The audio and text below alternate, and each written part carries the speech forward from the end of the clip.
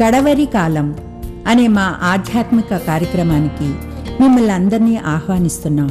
శాశ్వతమైన ప్రేమతో మనల్ని ప్రేమిస్తున్నారు యేసు ప్రభువారు. మన కొరకు ఆయన శిలువ మీద ప్రాణం పెట్టారు. ఆయన నమ్మిన వారు అందరికీ ఉచితంగా రక్షణ ఇస్తున్నారు. ఆ ప్రేమ గల యేసు ప్రభువారు త్వరలో వస్తున్నారు రెండోసారి లోకానికి. ఆయన నమ్మిన వారు అందరినీ కూడా పరలోకం తీసుకువెళ్తారు. ఆ ప్రేమ గల యేసు ప్రభు నామంపేట మిమ్మల్ని అందరినీ కూడా మన కడవరి కాలం కార్యక్రమానికి ఆహ్వానిస్తున్నాను. ప్రియ సోదరి సోదరులారా, మనము బైబిల్ ద్వారా దీవెనలు అనే అంశాన్ని బైబిల్ గ్రంథం నుంచి ధ్యానిస్తున్నాం. ఇది 7వ ఎపిసోడు, ఆఖరి ఎపిసోడు ఈ యొక్క అంశం మీద. దేవుని యొక్క మహాకృపను బట్టి అనేక విషయాలు బైబిల్ గ్రంథాన్ని చదివినట్లయితే మనకి ఏ విధంగా ఆధ్యాత్మిక శారీరక దేవుళ్ళు కలుగుతాయో నేర్చుకున్నాం. ఇది నాన్న మరికొన్ని విషయాలు నేర్చుకోబోతున్నాం ఈ యొక్క 7వ ఎపిసోడు, ఆఖరి ఎపిసోడు ఈ అంశం మీద. ప్రార్థన చేసుకుని ఇదిన వాక్య ధ్యానంలో కొనసాగుదాం. పరిశుద్ధ ప్రేమ గల మా తండ్రి, మీకు స్తుతులు స్తోత్రాలు వందనాలు చెల్లిస్తున్న మమ్మల్ని, మా కుటుంబాలని, మా సంఘాలని మీరు ప్రేమించి మీరు నడిపిస్తున్న రీతిని బట్టి వందనాలు. బైబిల్ ద్వారా దీవెనలు అనే అంశాన్ని మేము ధ్యానించే కృప దయచేశారు. ఈ యొక్క ఆఖరి ఎపిసోడు 7వ ఎపిసోడ్లో మీరే కృప చూపించి ఈ లోతైన మర్మాలు తెలుసుకోవటానికి పరలోకపు జ్ఞానాన్ని మాకు ప్రసాదించండి. పరిశుద్ధాత్మతో మమ్మల్ని నింపండి. బైబిల్ ద్వారా వచ్చే ఆధ్యాత్మిక శారీరక దీవులను మేము అర్థం చేసుకుని మీకు యోగ్యమైన కుమారులుగా కుమార్తెలుగా ఈ కడవరి కాల చివరి దినాల్లో జీవించే కృప దయచేయమని ఈ కార్యక్రమాన్ని వీక్షిస్తున్న ప్రతి వ్యక్తిని, వారి కుటుంబాన్ని ఆశీర్వదించండి. ఈ పరిచర్య ముందుకు కొనసాగడానికి ఎవరైతే సహకరిస్తున్నారో వారిని ప్రత్యేకంగా ఆశీర్వదించవలసిందని మీ కృపతో మమ్మల్ని నింపమని యేసు ప్రభువు వారి పరిశుద్ధమైన నామమును బట్టి ప్రార్థిస్తున్నాను తండ్రి, ఆమేన్. ప్రియ సోదరి సోదరులారా, బైబిల్ ద్వారా దీవెనలు. బైబిల్ ద్వారా మనకి కలిగే 2 రకాల దీవెనలు, ఆధ్యాత్మిక దీవెనలు, శారీరక దీవెనలు. బైబిల్ గ్రంథాన్ని చదివినట్లయితే, చదవటం రాని వారు బైబిల్ గ్రంథాన్ని విన్నట్లయితే ఎవరైనా చదువుతూ ఉన్నప్పుడు దాని ద్వారా మనకు కలిగే గొప్ప దీవెన ఏమిటంటే, బైబిల్ గ్రంథం ద్వారా మనం యేసు ప్రభువును తెలుసుకుంటాం. యేసు ప్రభు ద్వారా మనకి ఉచితంగా రక్షణ వస్తుంది. యేసు ప్రభు ప్రేమ, యేసు ప్రభు యొక్క కరుణ మనకి మెండుగా కలుగుతుంది. దాని ద్వారా యేసు ప్రభు మనకి ఆధ్యాత్మిక దీవెనలు అనగా రక్షణ, దానినే మనం నిత్య జీవం అంటున్నాం, పరలోకం అంటున్నాం. ఆ రక్షణ భాగ్యాన్ని మనకి ఇస్తారు. దానితో పాటు మన యొక్క ప్రతి శారీరక అవసరాల్ని తీరుస్తానని ఫిలిప్పీలకు రాసిన పత్రిక 4:19 ప్రభు మనకు వాగ్దానం చేశారు. కనుక బైబిల్ గ్రంథం ద్వారా ఈ 2 రకాల ప్రాముఖ్యమైన దీవెనలు, ఆధ్యాత్మిక దీవెనలు, శారీరక దీవెనలు మనం పొందుతాం. మనం జీవిస్తున్నది కడవరి కాల చివరి దినాలు. 2వ రాకడ త్వరలో వస్తుంది. కనుక మనం చేయవలసింది ఏమిటంటే, ఈ బైబిల్ గ్రంథాన్ని అనుదినం కూడా దాన్ని పఠించాలి, దాన్ని చదవాలా. ఈ విషయాలు మనకి ప్రకటన గ్రంథం 22:7 చూసినట్లయితే, ఇదిగో నేను త్వరగా వచ్చుచున్నాను. దేవునికి స్తోత్రం. ఆయన త్వరగా వచ్చినట్లయితే ఈ లోకంలో మనం పడే సమస్త కష్టాలు, శ్రమలు, మనం పడే సమస్త శ్రమ కూడా అంతమైపోతుంది. కనుక ప్రభు ఇస్తున్న వాగ్దానం చూడండి, ఇదిగో నేను త్వరగా వస్తున్నాను. ఆయన త్వరగా వస్తున్నారు కనుక మనం చేయవలసింది ఏమిటి? ఈ యొక్క వచనంలో ప్రభు ఎంతో విపులంగా చెప్పారు. ఈ గ్రంథములోని ప్రవచనములను గైకొనువారు. ఏ గ్రంథం? ప్రకటన గ్రంథం.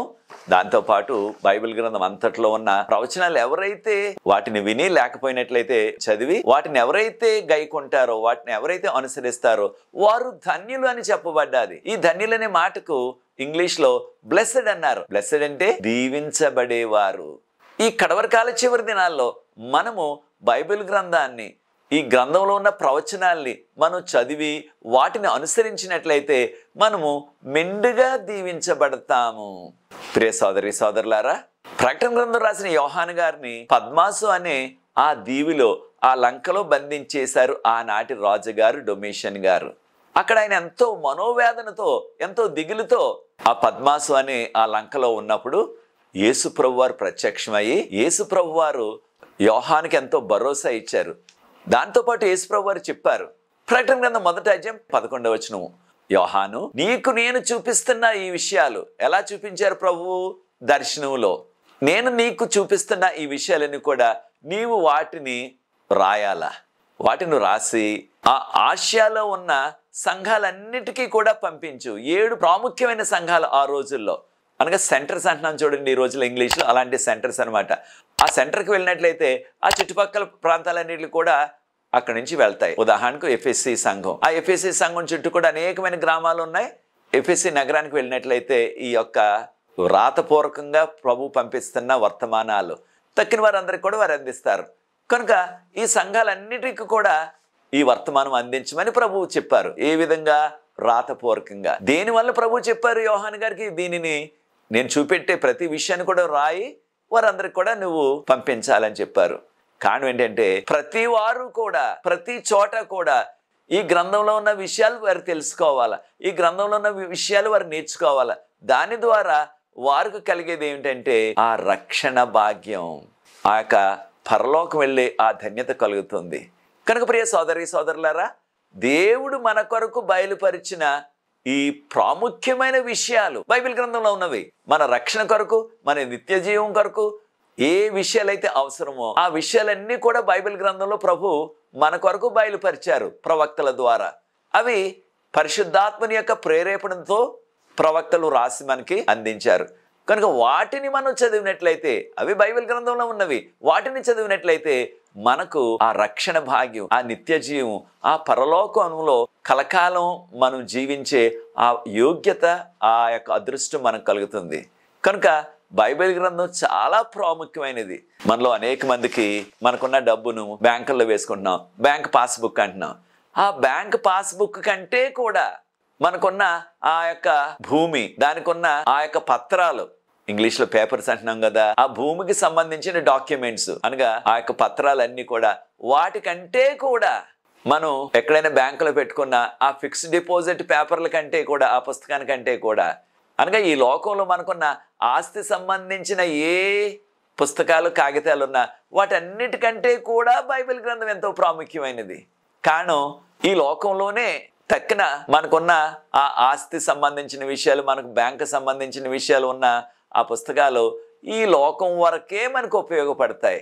కానీ బైబిల్ గ్రంథాన్ని చదివినట్లయితే మనకి నిత్య జీవం కలుగుతుంది. దాంతోపాటు మనకి అనుదినము కావలసిన అవసరాలన్నీ కూడా ప్రభు మీద ఆధారపడితే ఆయన మనకు అనుగ్రహిస్తారు. కనుకనే రెండవసారి మరలా చెప్పారు ప్రభువారు. ప్రకటన గ్రంథం 1వ అధ్యాయం 19వ వచనం, ప్రకటన గ్రంథం 1వ అధ్యాయం 19వ వచనంలో, యోహాను నేను చూపిస్తున్న ఈ విషయాలన్నీ వ్రాయి, కాను ఇవి త్వరలో జరగబోచున్నవి, త్వరలో జరగబోచున్నవి అని ప్రభువారు భరోసా ఇచ్చారు. కనుక ప్రియ సోదరి సోదరులారా, బైబిల్ గ్రంథంలో ఉన్న ఈ ప్రవచనాలు అనగా బైబిల్ గ్రంథంలో ఉన్న ఆ ఆఖరు పుస్తకంలో ఉన్న విషయాలు మనకి ఎంతో ప్రాముఖ్యమైనవి. ఎలా తెలుస్తావి మనకి? అవి మనం చదవాలి బైబిల్ గ్రంథాన్ని అనుదినం కూడా, దాన్ని మనం ధ్యానం చేయాలి. అలా చేసినట్లయితే మనకి ఎంతో ధన్యత కలుగుతుంది. యేసు ప్రభు మాటలు బైబిల్ గ్రంథంలో రాతపూర్వకంగా మనకి ఇవ్వబడ్డవి. వాటిని మనం చదువుకొని వాటి ద్వారా మనం మేలు పొందగలం, ఆధ్యాత్మిక మేలు, శారీరక మేలు కూడా. కనుకనే మనం గమనించినట్లయితే బైబిల్ గ్రంథాన్ని బంగారు నాణాల కంటే విలువైనదని పోల్చారు. బంగారు నాణాల కంటే విలువైనది. ఒక్కొక్క బంగారు నాణ్యం పూర్వకాలంలో ఉండేవి, ఈనాడు మనకి 2 లక్షలకు పైగా, మన యొక్క రోజుల్లో ఉన్న ఈ ఖరీదు ప్రకారంగా 2 లక్షలకు పైగా ఖరీదు చేస్తుంది ఒక్కొక్క బంగారు నాణ్యం. అలాగే దేవుని యొక్క వాక్యం బైబిల్ గ్రంథం వేల కొలది బంగారు నాణాల కంటే కూడా విలువైనది అని చెప్పబడ్డది. కీర్తన 119 72వ వచనంలో వేల కొలది వెండి బంగారు నాణ్యాల కంటే కూడా విలువైనది బైబిల్ గ్రంథం, దేవుని వాక్యం. దీనివల్ల ఈ బైబిల్ గ్రంథం ద్వారా యేసు ప్రభు వారిని తెలుసుకుంటున్నాం. యేసు ప్రభు వారు మనకు ఉచితంగా ఆ రక్షణను, నిత్య జీవాన్ని మనకు అనుగ్రహిస్తున్నారు. ఈ లోకంలో ఉన్న బంగారం అంతా కూడా పెట్టినప్పటికీ ఆ నిత్య జీవాన్ని, పరలోకాన్ని ఎవ్వరు కూడా కొనలేరు. అయితే అంత విలువైనది ఈ లోకంలో ఉన్న బంగారం అంతా పెట్టినా దొరకదు కొనటానికి. దానికంటే విలువైనది ఈ బైబిల్ గ్రంథం మనకి ప్రభువారు ఉచితంగా పంపించారు. దానిని చదువుచున్నావా ప్రియ సోదరి సోదరుడా? ఒకవేళ మనకు చదవటం రాకపోయినట్లయితే దాన్ని చదివి దాన్ని వివరించే వారి దగ్గరికి వెళ్ళి ఆ వాక్యాలు వింటున్నామా? అవి వినటం ద్వారా మనం ఎంతో ఆధ్యాత్మిక, శారీరక దీవెనలు పొందుతాం. యేసు ప్రభు వారి యొక్క ఆ పరలోకపు దర్శనాన్ని, ఆ పరలోకంలో యేసు ప్రభు ఏ రీతిగా ఉంటారో ఆయన పరలోకపు రూపాన్ని, హెవెన్లీ ఫామ్ అంటున్నాం ఇంగ్లీష్లో.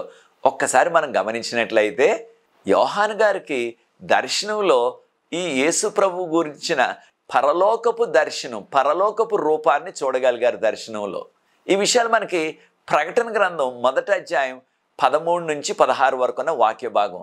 దానిలో యోహాను గారు గుర్తించింది ఏంటంటే ఆయన యొక్క ముఖము, యేసుప్రభు వారి ముఖం పరలోకంలో సూర్యుని కంటే కూడా తేజస్సుగా ఉన్నది. ఆయన యొక్క నోటిలో నుంచి 2 అంచుల గల ఖడ్గం వస్తుంది అని ఆయన సాదృశ్యంగా దర్శనంలో చూచారు. 2 అంచుల ఖడ్గం ఏమిటి, యేసుప్రభు నోటిలోంచి రావటం ఏంటి అని మనకు ఆశ్చర్యం కలుగుతుంది. ఆ యేసుప్రభు నోటిలో నుంచి వస్తున్న, ఇది పరలోకపు రూపము, వస్తున్న ఆ 2 అంచుల గల ఖడ్గం దేవుని యొక్క వాక్యం. ఖడ్గం యొక్క సాదృశ్యం ఏంటంటే 2 అంచుల గల ఖడ్గం దేవుని యొక్క వాక్యం. దీన్నే బైబిల్ గ్రంథం అంటున్నాం. మనకు వెంటనే వచ్చే ప్రశ్న ఏంటంటే 2 అంచుల గల ఖడ్గం దేవుని వాక్యం అని మీకు ఎలా తెలుసు అనే ప్రశ్న వస్తుంది. దీనికి జవాబు మనకి బైబిల్ గ్రంథంలోనే కనిపిస్తుంది. ఈ 2 అంచుల గల ఖడ్గం, దీనిని 1వ శతాబ్దంలో రోమా సైనికులు వాడేవారు. దాన్ని గ్లాడియస్ అనేవారు. 1 అడుగున్నర అనగా 20 ఇంచీలు పొడుగుండేది, 2 ప్రక్కల కూడా పదును ఉండేది దానికి. అలాంటిది రోమా సైనికులు యుద్ధంలో వాడేవారు. దానితో పాటు రోమా సైనికులు కొంతమంది గుర్రం మీద వెళ్ళి ఆ గుర్రం మీద నుండి యుద్ధం చేసేవారు అనమాట. దీన్ని ఇంగ్లీష్లో క్యావలరీ అంటున్నాం మనం. అలాగా గుర్రం మీద కూర్చుని యుద్ధం చేసేవారి చేతిలో కూడా వాడి అయిన 2 అంచులు గల ఖడ్గం ఉండేది. అది రోమా సైనికులు వాడేవారు.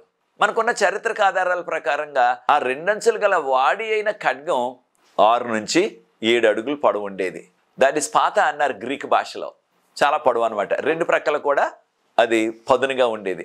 దానితో శత్రువు ఎటు వస్తున్నా సరే వధించేవాడు ఆ సైనికుడు. ఇలాగా 2 అంచులు గల ఖడ్గం, వాడి అయిన ఖడ్గం దేన్ని పోల్చారు, దేవుని యొక్క వాక్యాన్ని పోల్చారు. ఈ విషయాలు మనం హెబ్రీయులకు రాసిన పత్రిక 4వ అధ్యాయం 12వ వచనం. ప్రియ సోదరి సోదరులారా, దేవుని వాక్యం ఆ విధంగా 2 అంచులు గల ఖడ్గం కలది. ఎవరిని ఓడించడానికి అంటే మనకున్న ఆధ్యాత్మిక శత్రువు సాతాను. అసలైన శత్రువు సాతాను, తన యొక్క అనుచరులైన 3వ వంతు దేవదూతలు పడిపోయిన వారు. ఇది ఆధ్యాత్మిక యుద్ధం. ఈ ఆధ్యాత్మిక యుద్ధంలో మనకి ఈ లోకంలో అందుబాటులో ఉన్న ఏ మారణాయుధం కూడా, తుపాకులు, బాంబులు, క్షిపణులు, వాటిని మిసైల్ అంటున్నాం ఇంగ్లీష్లో, ఇవి ఏవి కూడా సాతానును తన యొక్క అనుచరుల్ని అనగా పడిపోయిన 3వ వంతు దేవదూతల్ని ఏమీ చేయలేవు. కానీ సాతానును తన యొక్క అనుచరుల్ని మనం జయించాలంటే మనం సమర్థవంతంగా ఎదుర్కోగల ఖడ్గం దేవుని యొక్క వాక్యం. అనగా దేవుని వాక్యంతోనే సాతానును తన అనుచరుల్ని మనం జయించగలం. కనుక ఈ ఆధ్యాత్మిక పోరాటంలో మన జీవితకాలం అంతా కూడా, లేక ప్రభు రెండోసారి వచ్చే వరకు కూడా, మనము ప్రతిదినం కూడా సాతానుతో, ఈ యొక్క అంధకార శక్తులతో ఆధ్యాత్మిక పోరాటాన్ని చేస్తున్నాం. అనేకమైన శోధనలు, చిక్కులు సాతాను తన యొక్క అనుచరులు తెస్తున్నారు. వాటిని జయించాలంటే మనకి ఎంతో సమర్థవంతంగా పనిచేసే ఆ ఆయుధం దేవుని యొక్క వాక్యం. దీన్నే బైబిల్ గ్రంథం అంటున్నాం. కనుక ప్రియ సోదరి సోదరులారా, యేసుప్రభు వారు ఈ లోకంలో జీవించినప్పుడు దాన్ని ఆయన రుజువు చేశారు. యేసుప్రభు వారు 40 దినాలు ఉపవాసం చేస్తుంటే అరణ్యంలో సాతానుడు వెళ్ళి ఈ రాళ్లను రొట్టెలుగా చేసుకుని తినొచ్చు కదా అని శోధించాడు. కాను యేసుప్రభు వారు 40 దినాలు ఉపవాసం చేసి ఎంతో ఆకలితో ఉన్నారు. ఈ విషయాలు మనం మత్తయి సువార్త 4వ అధ్యాయంలో గమనిస్తున్నాం. అప్పుడు యేసుప్రభు సాతాను తెచ్చిన ప్రతి శోధన, 3 శోధనలు చెప్పబడ్డాయి మత్తయి సువార్త 4వ అధ్యాయంలో. ఆ శోధనలన్నీ కూడా ఆయన వాక్యాన్ని ఉపయోగించి జయించారు. అనగా వాక్యాన్ని కోట్ చేశారనమాట. వాక్యాన్ని, బైబిల్ని కోట్ చేశారు ఆయన. కనుక బైబిల్ ద్వారా, వాక్యం ద్వారా సాతానును జయించగలిగారు ప్రభువారు. మనం కూడా అదే విధానాన్ని పాటించాలి. ఈ కడవరి కాల చివరి దినాల్లో సాతాను జయించాలంటే మనకు కావలసినది దేవుని యొక్క వాక్యమే అసలైన సరైన ఆయుధం. దేవుని యొక్క వాక్యంతో సాతానుని జయించవచ్చు. మనం సాతానుతో పాటు పడిపోయిన దేవదూతలను కూడా జయించవచ్చు. కనుక ప్రియ సోదరి సోదరులారా, ఎఫెసీయులకు రాసిన పత్రిక 6వ అధ్యాయం 17వ వచనం గమనించినట్లయితే ఇక్కడ పౌలు గారు ప్రతి విశ్వాసి కూడా ఒక సైనికుడిలాగా వారు కవచం వేసుకోవాలంటున్నారు. దీన్ని ఇంగ్లీష్లో ఆర్మర్ అంటున్నాం. కవచం వేసుకోవాలా. యుద్ధ భూమిలో ఆ రోజుల్లో వారు కవచం వేసుకునేవారు, ఆర్మర్ వేసుకునేవారు. ఈ రోజుల్లో బుల్లెట్ ప్రూఫ్ జాకెట్ వేసుకుంటున్నారు యుద్ధం చేసేవారు సైనికులు. ఆ రోజుల్లో ఆ కవచం వేసుకునేవారు, తల నుంచి పాదాల వరకు ఉంటుంది అనమాట. దానిని ఒకసారి గమనించినట్లయితే ఎఫెసీయులకు రాసిన పత్రిక 6వ అధ్యాయం 11 నుంచి 20 వరకు ఉన్న వాక్య భాగం చదివినట్లయితే దానిలో ఈ ఆధ్యాత్మిక కవచం, స్పిరిచువల్ ఆర్మర్ అంటున్నాం మనం, దాని గురించి పౌలు గారు వివరించారు. సాతానుని జయించాలంటే మనకి ఆధ్యాత్మిక యుద్ధంలో ఆ కవచం, ఆధ్యాత్మిక కవచం కావాలి. ఆ కవచంలో ఏమేమి భాగాలు ఉన్నాయి అని ఒకసారి మీరు గమనించినట్లయితే, ఒకటి ప్రాముఖ్యమైనది ఎఫెసీయులకు రాసిన పత్రిక 6వ అధ్యాయం 17వ వచనంలో ఆ యొక్క సైనికుని చేతిలో ఆ కవచం ఎవరైతే వేసుకుంటున్నారో వారికి 2 అంచుల గల ఖడ్గం ఉన్నది చేతిలో. ఆ 2 అంచుల గల ఖడ్గం దేంతో పోల్చాము ఇప్పుడు వరకు మనం బైబిల్ గ్రంథం నుంచి? దేవుని యొక్క వాక్యాన్నితో పోల్చాం. కనుక దేవుని యొక్క వాక్యం ఒక 2 అంచుల గల ఖడ్గం వంటిది మన చేతిలో. దానిని మనం ధరించినట్లయితే ఆధ్యాత్మిక యుద్ధంలో, ఈ ఆధ్యాత్మిక కవచంలో మనకి చాలా ప్రాముఖ్యమైనది. ఆ కవచం అంతా మనకు ఉన్నప్పటికీ ఆ కవచంలో ఆ యొక్క 2 అంచులు గల వాడి ఖడ్గం చేతిలో లేదనుకోండి ఆ సైనికుడు ఏం చేయగలడు యుద్ధంలో? కవచం అంతా ఉన్నది, తల నుంచి పాదాల వరకు, అనగా శిరస్త్రాణము, దాన్ని హెల్మెట్ అంటున్నాం, పాదాలకు బలమైన పాదరక్షలు అవి ఉన్నప్పటికీ దాంతో ఆ యుద్ధంలో ఎలా జయించగలడు శత్రువుని? శత్రువుని జయించాలంటే ఈ యొక్క కవచం అంతా ఉండాలి. దాంతోపాటు ప్రాముఖ్యమైనది తన చేతిలో ఉండవలసిన వాడియగు 2 అంచుల ఖడ్గము. కనుక ప్రియ సోదరి సోదరులారా, ఈ కడవరి కాల చివరి దినాల్లో మనం సాతానును తన అనుచరుల్ని జయించాలంటే ఖచ్చితంగా మనకు కావలసినది దేవుని యొక్క వాక్యము. ఆ వాక్యము నీ వద్ద ఉన్నదా ప్రియ సోదరి సోదరుడా? దాన్ని చదువుతున్నావా? దాన్ని కంఠస్థ పెడుతున్నావా? దాని ద్వారా మనకి ఆధ్యాత్మిక మేలు, సాతాను జయించగలం. కాను ఈ లోకంలో మన యొక్క జీవిత యాత్రలో మనం పోరాడేది రక్త మాంసాలతో ఉన్న నరులతో కాదని బైబిల్ గ్రంథం చెప్తుంది. మరి మన యొక్క ఆధ్యాత్మిక పోరాటం అనుదినం కూడా మనం పోరాడే ఆ ఆధ్యాత్మిక యుద్ధం ఎవరితో చేస్తాం? ఎఫెసీయులకు రాసిన పత్రిక 6వ అధ్యాయం 12వ వచనం గమనించినట్లయితే మన పోరాటం మానవులతో కాదు, మన పోరాటం అంధకార శక్తులతో, మన పోరాటం ఈ యొక్క లోకపు అధికారి. ఎవరి లోకపు అధికారి? సాతాను తన యొక్క అనుచరులతో, అంధకార శక్తులు అని చెప్పబడ్డవి, వారితో మన యొక్క పోరాటం, మన యొక్క యుద్ధం అనుదినం కూడా మనం జీవించినంతకాలం, లేకపోయినట్లయితే ప్రభు రెండోసారి వచ్చే వరకు కూడా మనం చేయవలసిన ఆధ్యాత్మిక యుద్ధం. కనుక ప్రియ సోదరి సోదరులారా, బైబిల్ గ్రంథం ఎంత ప్రాముఖ్యమైనది. దీని ద్వారా మనకి ఎంత ఆధ్యాత్మిక దీవెన, శారీరక దీవెనలు మనకు కలుగుతున్నాయి. ఇది దేవుని యొక్క వాక్యం కనుక దేవుడు మన కొరకు ఆయన బయలుపరిచి ఆయన యొక్క ప్రవక్తల ద్వారా ఈ వాక్యాలు మన కొరకు రాయించారు. పరిశుద్ధాత్మని యొక్క ప్రేరేపణతో ప్రవక్తలు ఈ బైబిల్ గ్రంథంలో దేవుని యొక్క మాటలను మన కొరకు రాశారు. కనుక ఏ మానవుడు కూడా, ఎవరు కూడా ఈ బైబిల్ గ్రంథంలో దేనిని చేర్చకూడదు. ఒక మాట కానీ, ఒక పేజీ కానీ, లేదా ఒక పుస్తకం కానీ దేనిని కూడా బైబిల్ గ్రంథంలో వారు చేర్చకూడదు. ఇంగ్లీష్లో డు నాట్ యాడ్ అన్నారు. ఏ మానవుడు కూడా, ఏ సంఘ నాయకుడు కూడా దీనిలో ఏమీ కూడా కలపకూడదు. దేవుని వాక్యం ఉన్నది ఉన్నట్టుగానే మనం చదవాలా, ఉన్నది ఉన్నట్టుగానే ఉంచాలా. యోహాన్ గారు అంటున్నారు, దేవుని వాక్యాన్ని ఎవరైతే వింటున్నారో వారికి నేను ఇస్తున్న సాక్ష్యం. దేవుని యొక్క వాక్యాన్ని ఎవరైతే వింటున్నారో, దేవుని యొక్క వాక్యాన్ని ఎవరైతే చదువుతున్నారో వారికి యోహాన్ గారు ఇస్తున్న సాక్ష్యం ఏంటంటే, ప్రకటన 22వ అధ్యాయం 18వ వచనంలో ఎవరైనా సరే ఈ గ్రంథంలో ఏదైనా కలిపినట్లయితే, ఏదైనా వారి సొంత విషయాలు చేర్చినట్లయితే ప్రభువారు ఆ వ్యక్తికి శిక్ష వేస్తారు. ఏ శిక్ష వేస్తారు? ఈ గ్రంథంలో చెప్పబడిన 7 తెగుళ్ళు కూడా వారికి వస్తాయి. ప్రకటన గ్రంథం 16వ అధ్యాయంలో 7 తెగుళ్ళ గురించి చెప్పబడ్డది. మీకు సమయం ఉన్నప్పుడు చదవండి. ఆ 7 తెగుళ్ళు కూడా ఆ వ్యక్తికి వస్తాయి. ఏ వ్యక్తికి? ఎవరైతే ఈ బైబిల్ గ్రంథంలో, ఎవరైతే ఈ ప్రకటన గ్రంథంలో ఏదైనా సరే వారి సొంత ఉద్దేశాలు చేర్చినట్లయితే, కలిపినట్లయితే వారికి 7 తెగుళ్ళు వస్తాయి. వాటి నుంచి తప్పించుకోలేరు. ప్రియ సోదరి సోదరులారా, ఈ 7 తెగుళ్ళు కూడా ఎప్పుడు వస్తాయి? రెండవ రాకడకు ముందు భయంకరమైన తెగుళ్ళు. కనుక మనము ఏ విషయం కూడా దానిలో ఉన్నట్టుగానే చదవాలి, వివరించాలి, అంతేగాని మన సొంతవి కలపకూడదు. మరొక విషయాన్ని కూడా మనం నేర్చుకోవాలా. బైబిల్ గ్రంథం జీవ గ్రంథం గురించి చెప్పబడుతుంది. అయితే ఈ జీవ గ్రంథంలో యేసుప్రభుని ఎవరైతే రక్షకుడిగా నమ్మి వాక్య వెలుగులో జీవిస్తున్నారో వారి పేర్లు జీవ గ్రంథంలో వ్రాయబడతాయి. అయితే ఇంకొక ప్రమాదం ఉన్నది. ఆ ప్రమాదం ఏమిటంటే ఇక్కడ ఇంగ్లీష్లో బుక్ ఆఫ్ లైఫ్, ప్రకటన గ్రంథం 22:19 ఎవరైనా సరే ఈ గ్రంథంలో ఏదైనా సరే తీసివేసినట్లయితే, తొలగించినట్లయితే, కొన్ని మాటలు లేకపోతే కొన్ని వచనాలు, కొన్ని అధ్యాయాలు తొలగించినట్లయితే వారి పేరు జీవ గ్రంథాన్ని నుంచి తొలగిస్తానని చెప్పబడ్డది. కానీ మన భాషలో తర్జుమా ఎలా చేశారంటే ప్రకటన గ్రంథం 22:19 వారికి జీవవృక్ష ఫలములోను పరిశుద్ధ పట్టణంలోను పాలు ఉండదు అని తర్జుమా చేశారు. వాస్తవానికి మూల భాష అయిన గ్రీకులో, ఇంగ్లీష్లో కూడా జీవ గ్రంథం నుంచి వారి పేర్లు తొలగించబడతాయి. ఎప్పుడు ఎవరైతే ఈ ప్రకటన గ్రంథంలో, ఈ బైబిల్ గ్రంథంలో దేన్నైనా తొలగించినట్లయితే, కొన్ని వచనాలు కానీ, కొన్ని అధ్యాయాలు కానీ, కొన్ని పుస్తకాలు కానీ, వారి పేరు జీవ గ్రంథం నుంచి తొలగించబడుతుంది. ప్రకటన గ్రంథం 20:15 ఎవరి పేరైతే జీవ గ్రంథంలో లేదో వారిని అగ్నిగుండంలో వేసేస్తానని ప్రభు చెప్తున్నారు. కనుక ప్రియ సోదరి సోదరులారా, దేవుని యొక్క వాక్యంలో, బైబిల్ గ్రంథంలో దేనిని మనం కలపకూడదు, దేనిని కూడా తీసివేయకూడదు. అయితే కొంతమందికి ఉన్న అనుమానం ఏంటంటే బైబిల్ గ్రంథంలో ఈ యొక్క ఆఖరి పుస్తకంలో ప్రకటన గ్రంథంలో ఏదైనా కలిపినట్లయితే, ఏదైనా తీసేసినట్లయితే చాలా ప్రమాదం కనుక ఆ పుస్తకం మనం ముట్టుకోకూడదు, దాన్ని చదవకూడదు, దాన్ని వివరించకూడదని సాతాను ఒక అపోహ తెచ్చిపెట్టేశాడు. కారణం, ఈ గ్రంథం చదివినట్లయితే, దానిలోని విషయాలు మనం పాటించినట్లయితే మనకు నిత్య జీవం కలుగుతుంది, మన అవసరాలన్నీ కూడా ప్రభు తీరుస్తారు.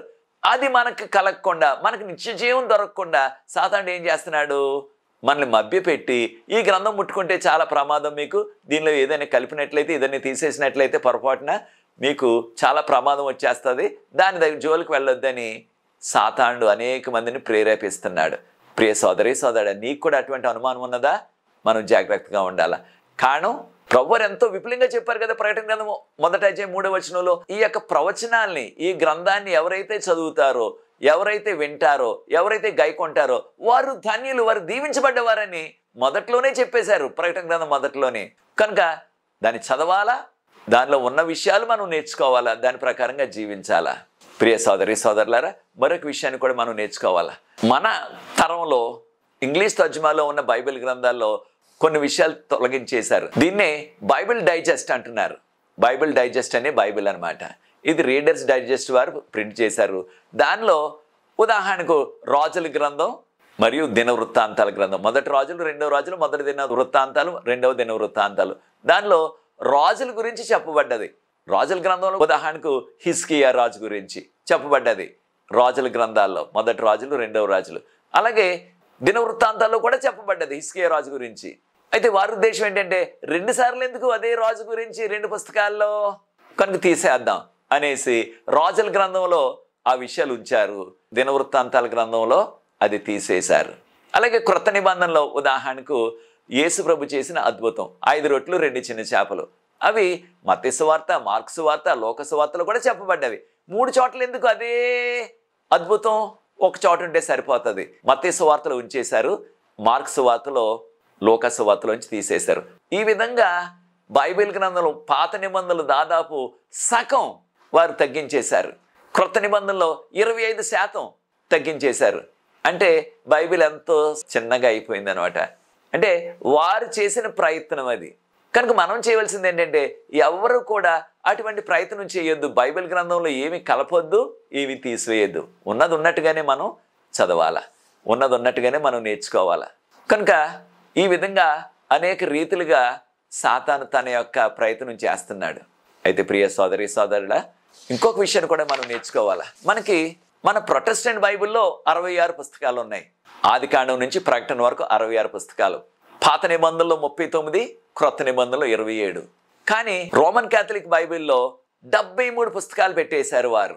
అనగా కొన్ని పుస్తకాలని వారు బైబిల్ గ్రంథంలో పెట్టుకున్నారు. వాటిని అపోక్రిఫా పుస్తకాలు అంటున్నారు, అపోక్రిఫా పుస్తకాలు. అలాగే ఈస్టర్న్ ఆర్థడాక్స్ బైబిల్లో వారికి 76 పుస్తకాలు పెట్టేసుకున్నారు. అనగా మనకున్న 66తో పాటు ఇంకొక 10 అపోక్రిఫా పుస్తకాలని వారు పెట్టేసుకున్నారు. అలాగే ఇథియోపియన్ బైబిల్ అంటున్నారు. ఆ ఇథియోపియన్ బైబిల్లో వారికి 81 పుస్తకాలు ఏకంగా. మన ప్రొటెస్టెంట్ బైబిల్లో ఉన్న 66 పుస్తకాలతో పాటు వారు ఇంకో 15 పుస్తకాలు పెట్టేసుకున్నారు. 81 పుస్తకాలు ఉన్నాయి వారికి ఏకంగా. చూచారా ప్రియ సోదరి సోదరులారా? అయితే ఆదికాండం నుంచి ప్రకటన వరకు 2వ పేతురు 1వ అధ్యాయం 21వ వచనంలో ఇవంతా కూడా పరిశుద్ధాత్మ ప్రేరేపణ వలన ప్రవక్తలు రాసిచ్చారు కనుక ఇది మనకి ఎంతో ప్రాముఖ్యమైనది. మొదటి 5 పుస్తకాలు బైబిల్ గ్రంథంలో ఆదికాండం నుంచి మోషే గారు రాసినట్లుగా యూదా చరిత్ర చెప్తుంది మనకి. బైబిల్ గ్రంథంలో ఆఖరి పుస్తకాన్ని మనకి ప్రకటన గ్రంథం, దానిని శిష్యుడైన యోహాను గారు రాశారు. పాత నిబంధనలో ఆఖరి పుస్తకం మలాకి, క్రీస్తు పూర్వం 4వ శతాబ్దంలో 4th century BCలో రాయబడ్డది. తర్వాత మత్తయి నుంచి క్రొత్త నిబంధనలో మత్తయి సువార్త నుంచి ప్రకటన వరకు. ప్రకటన గ్రంథాన్ని రాసిన వారు శిష్యుడైన యోహాను గారు క్రీస్తు శకం 98వ సంవత్సరంలో రాశారు. కనుక ప్రియ సోదరి సోదరులారా, పాత నిబంధన క్రీస్తు పూర్వం 2వ శతాబ్దానికి పాత నిబంధనల పుస్తకాలన్నీ కూడా యూదులు ఇప్పుడు మనకు ఎలా ఉన్నావో ఆ విధంగానే వారు వాటిని అంగీకరించారు, వాటిని వాడారు. యేసు ప్రభు కాలంలో ఆ పాత నిబంధన అప్పటికే అవి అందుబాటులోకి వచ్చేసింది. క్రొత్త నిబంధనలో ఉన్న 27 పుస్తకాలు కూడా క్రీస్తు శకం 397 సంవత్సరంలో ఆ యొక్క కార్తేజ్ అనే నగరంలో జరిగిన క్రైస్తవ మహాసభలో ఇప్పుడు మనకున్న ఆ యొక్క ఆర్డర్ ప్రకారంగా మత్తయి సువార్త, మార్కు సువార్త, అలాగే ప్రకటన వరకు కూడా ఉన్న అవన్నీ కూడా వారు లిస్ట్ చేశారు అన్నట్టు. వారు ఆ మహాసభలో అంగీకరించారు. కనుక ప్రియ సోదరి సోదరులారా, బైబిల్ గ్రంథం దేవుని యొక్క వాక్యం. ఈ బైబిల్ గ్రంథంలో ఉన్న ఈ 66 పుస్తకాలు కూడా పరిశుద్ధాత్మ ప్రేరేపణతో మనకు రాయబడ్డవి కనుక వాటిని చదివి, వాటిని గైకొని, చదవటం రాకపోతే వాటిని విని, వాటిని గైకొని వాక్యపు వెలుగులో మనం జీవించినట్లయితే మనకి మెండైన ఆధ్యాత్మిక శారీరక దీవెనలు వస్తాయి. అవి కావాలని నువ్వు కోరుకుంటున్నట్లయితే ఈ కడవరి కాలంలో దొరకకుండా ఉండే కరువు దినాలు వస్తాయి. ఆధ్యాత్మిక కరువు. బైబిల్ గ్రంథం మరలా మన చేతుల్లో లేకుండా సాతాను చేసేస్తాడు. సాతాను ఈ కడవరి కాల చివరి దినంలోన నాయకులను తన గుప్పిట్లో పెట్టుకుని మార్టిన్ లూథర్ గారి కాలం వరకు కూడా బైబిల్ గ్రంథం ప్రజల చేతుల్లో లేకుండా ఎలా చేసేసాడో సాతాను ఆ విధంగా చేసే మరలా ఆ ప్రమాదం పొంచి ఉన్నది మనకు త్వరలో. ఈ విషయాలు మనం ఆమోసు గ్రంథం 8వ అధ్యాయం 11వ వచనంలో చూసాం. ఆధ్యాత్మిక కరువు వస్తుందని ప్రభు చెప్పారు. వాక్యం దొరకని రోజులు వస్తాయని. కనుక ఇప్పుడు వాక్యం విరువుగా దొరుకుతుంది కనుక మనకి దానిని పఠించి దాని ప్రకారంగా జీవిద్దాం. అది నీ నిర్ణయం అయినట్లయితే నాతో ఏకీపించండి, ప్రార్థించి బైబిల్ గ్రంథం ద్వారా దీవెనలు అనే అంశాన్ని ముగిస్తాను. ప్రార్థన. పరిశుద్ధ ప్రేమగల మా తండ్రి, మీ వాక్యాన్ని పఠించినట్లయితే మాకు మెండైన ఆధ్యాత్మిక శారీరక దీవెనలు వస్తాయని 7 ఎపిసోడ్ల ద్వారా మాతో మాట్లాడారు. మీకు స్తోత్రాలు చెల్లిస్తున్నాం. ఈ వాక్యాలు విన్న ప్రతి వ్యక్తిని, వారి కుటుంబాన్ని ఆశీర్వదించి మీ వాక్య ప్రకారంగా వాక్యపు వెలుగులో మేము నడిచే ఆ కృపను మాకు అనుగ్రహించవలసిందని, వాక్యాన్ని వీక్షిస్తున్న ప్రతి వ్యక్తిని దీవించిన వారి కుటుంబాన్ని ఆశీర్వదించండి. ఈ వాక్యాలు ఇతరులతో పంచుకొని కృప మాకు దయచేయండి. ఈ పరిచయం ముందు కొనసాగడానికి ఎవరైతే సహకరిస్తున్నారో వారు ప్రత్యేకంగా ఆశీర్వదించమని యేసు ప్రభు వారి పరిశుద్ధమైన నామమును బట్టి ప్రార్థిస్తున్నాను తండ్రి. ఆమేన్. వచ్చే కార్యక్రమంలో మరి యొక్క క్రొత్త అంశంతో మీ ముందుకు వస్తాను. నా కొరకు, ఈ పరిచయం కొరకు ప్రార్థించండి. God bless you.